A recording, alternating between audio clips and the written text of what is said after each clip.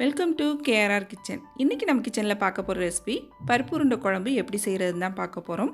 இந்த பருப்பு உருண்டை குழம்புல பார்த்திங்கன்னா உருண்டை கரையாமல் நல்லா, அதே சமயம் பார்த்திங்கன்னா உருண்டையும் நல்லா சாஃப்டாக இருக்கிறதுக்கு என்ன பண்ணணும், எந்த மாதிரி குழம்பு வைக்கணும், அதே சமயம் பார்த்திங்கன்னா ரொம்ப ஈஸியான ஒரு மெத்தடில் செஞ்சு காட்டியிருக்க அந்த பருப்பு உருண்டை குழம்பு. இந்த குழம்பு எப்படி செய்கிறதுன்னு நம்ம வீடியோக்குள்ளே போய் பார்ப்போம். வீடியோவை ஃபுல்லாக பார்த்து தெரிஞ்சுக்குங்க. வீடியோவை பார்க்குறதுக்கு முன்னாடி நம்ம சேனலை இப்போ தான் ஃபஸ்ட் டைம் பார்க்குறீங்கன்னா சப்ஸ்கிரைப் பண்ணி வச்சுக்கோங்க. கூடவே பெல் சிம்பிள் ப்ரெஸ் பண்ணி ஆளுங்கிற ஆப்ஷனையும் ப்ரெஸ் பண்ணி வச்சுக்கோங்க. அப்போ தான் நான் போகிற வீடியோஸ் எல்லாம் உங்களுக்கு தொடர்ந்து நோட்டிஃபிகேஷனில் உடனுக்குடனே கிடச்சிட்டு இருக்கும். இப்போ வாங்க இந்த உருண்டை குழம்பு எப்படி செய்கிறதுன்னு பார்த்துடலாம்.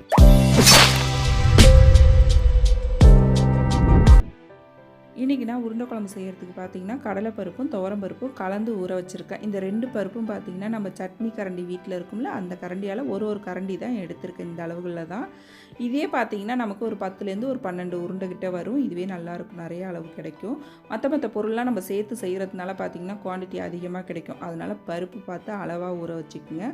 நான் இன்றைக்கி இந்த அளவு எடுத்திருக்கேன். இது கரெக்டாக இருக்கும் எங்கள் வீட்டில் உள்ளவங்களுக்கு எல்லாேருக்கும்.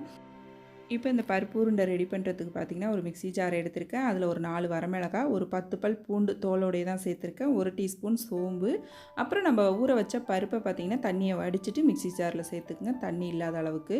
இப்போ இது எல்லாத்தையும் சேர்த்துட்டேன். இதை வந்து நம்ம கொரப்பாக அரைச்சி எடுத்துகிட்டு வரணும். வடைக்கெல்லாம் எப்படி அரைப்போமோ அதே போல் கொரப்பாக இந்த அளவுக்கு அரைச்சிக்கணும். நீங்கள் நைஸாக அரைச்சிட்டிங்க அப்படின்னாக்கா உருண்டை பார்த்திங்கன்னா ரொம்ப அழுத்தமாக இருக்கும், டேஸ்ட்டும் அவ்வளோவா நமக்கு நல்லா இருக்காது. அதனால் கொரப்பாக அரைச்சி எடுத்துக்கோங்க, அதுதான் நல்லாயிருக்கும். அப்புறம் இதுக்கு தேவையான அளவு உப்பு, கொஞ்சம் பெருங்காயத்தூள், ஒரு 1/2 டீஸ்பூன் மஞ்சத்தூள், ஒரு 10 சின்ன வெங்காயம் நல்லா நைஸாக வெட்டி வச்சுருக்கேன், அதையும் நல்லா இது போல் உதுத்து விட்டு சேர்த்துக்குங்க. அதே போல் ஒரு 1/2 கப் அளவுக்கு தேங்காய் துருவல் எங்களுக்கு நிறையா சேர்த்தா பிடிக்குங்கிறதுக்காக நான் இன்றைக்கி 1/2 கப்பு சேர்த்துருக்கேன். உங்களுக்கு பிடிக்காது அப்படின்னாக்கா நீங்கள் கொஞ்சம் கம்மியான அளவு கூட சேர்த்துக்கலாம்.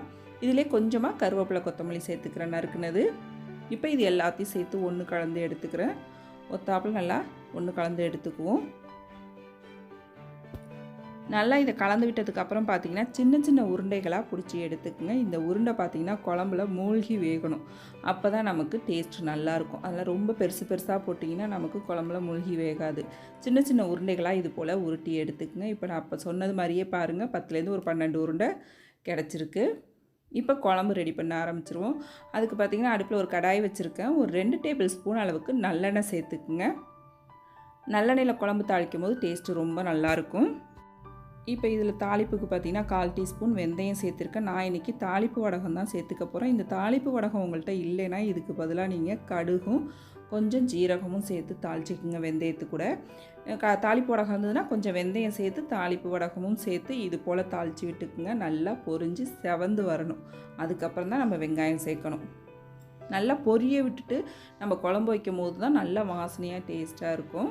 இப்போ இதிலே 4 பச்சை மிளகாய், ஒரு பெரிய வெங்காயம் கட் பண்ணி வச்சுருக்கேன், அதையும் சேர்த்துக்கிறேன். இப்போ வெங்காயம் ஓரளவு வதங்கி வரட்டும். வெங்காயம் ரொம்ப வதங்கணும்னு அவசியம் இல்லை, இந்த அளவு வதங்கினுச்சுன்னா போதும்.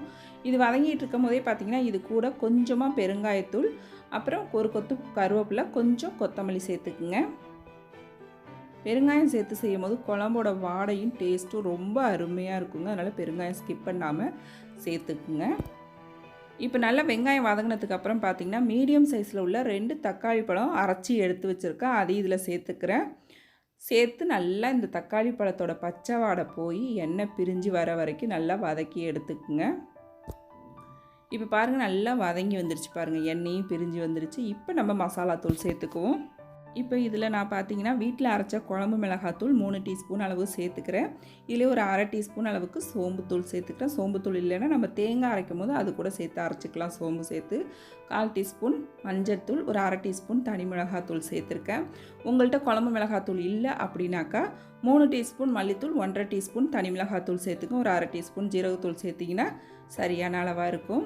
அதே போல் குழம்புக்கு புளி பார்த்திங்கன்னா சின்ன லெமன் சைஸ் புளி எடுத்து ஊற வச்சுருந்தேன், அதை கரைச்சிட்டு சேர்த்துக்கிறேன்.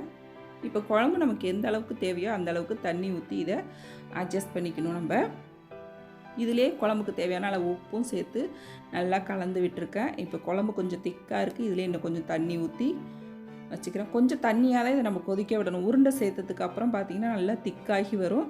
அதனால் ஃபஸ்ட்டு நீங்கள் குழம்ப கொஞ்சம் தண்ணியாகவே கொதிக்க விடுங்க.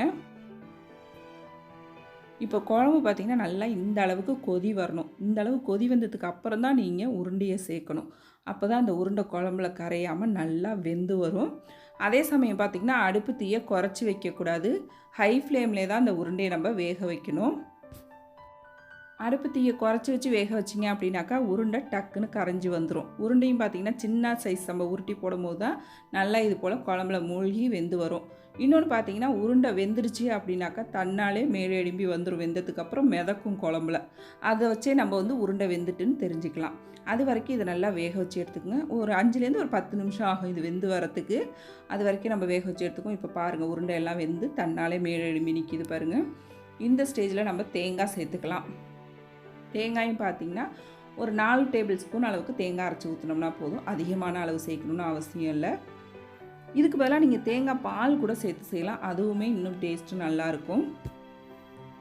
இப்போ தேங்காய் சேர்த்ததுக்கப்புறம் கொஞ்சமாக கொத்தமல்லி தழை சேர்த்து நல்லா கலந்து விட்டுருங்க. குழம்பு உங்களுக்கு ரொம்ப திக்காக இருக்கிற மாதிரி இருந்துச்சு அப்படின்னாக்கா இன்னும் கொஞ்சம் கூட தண்ணி சேர்த்துக்கலாம். நீங்கள் சேர்த்து நல்லா கலந்து விட்டு ஒரு 5 நிமிஷத்துக்கு கொதிக்க வச்சிங்கன்னா நம்மளோட பருப்பு உருண்டை குழம்பு ரொம்ப ஈஸியாக சூப்பராக ரெடி ஆகிடுங்க. இப்போ குழம்பு நல்லா ஒரு 5 நிமிஷத்துக்கு கொதிக்கட்டும். கொதிச்சதுக்கப்புறம் பார்த்திங்கன்னா நல்லா திக்காகி வந்துடும்.